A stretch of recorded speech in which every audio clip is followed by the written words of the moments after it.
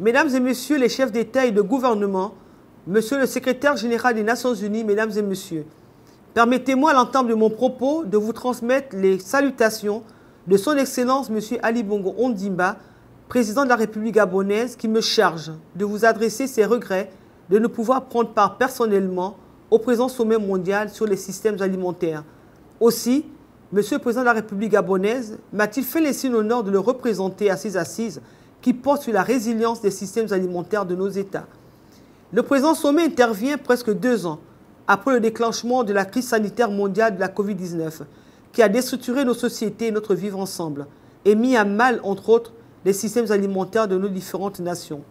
Nos travaux se tiennent par ailleurs à un moment où notre planète fait face à un dérèglement climatique avec l'érosion de sa biodiversité d'une part et alors que l'Afrique doit prendre en main sa souveraineté alimentaire pour nourrir de façon plus autonome sa population.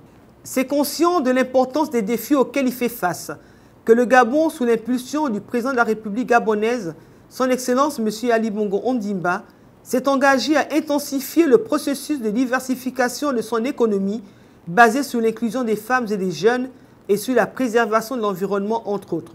Dans cette optique, le plan d'accélération de la transformation que mon gouvernement met en œuvre a placé le secteur agricole au cœur des priorités de notre nouveau modèle de développement.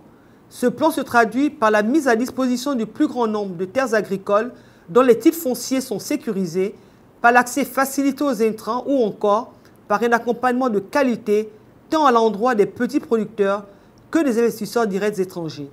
C'est avec conviction et détermination que notre pays s'est engagé dans la préparation du présent sommet qui a fait l'objet de concertations nationales inclusives. De ces concertations, il ressort ce qu'il suit. Le Gabon doit pérenniser sa politique de lutte contre les changements climatiques tout en bénéficiant du maximum de soutien de la communauté internationale, en particulier en ce qui concerne la transformation du conflit homme-faune en cohabitation paisible et harmonieuse entre l'homme et la faune.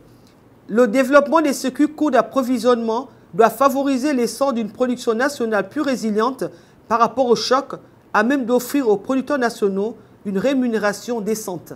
Les exigences en matière de qualité nutritionnelle, de besoins quantitatifs de production, de préservation de l'intégrité sanitaire des animaux et de limitation de l'impact environnemental des activités productives doivent être indissociables.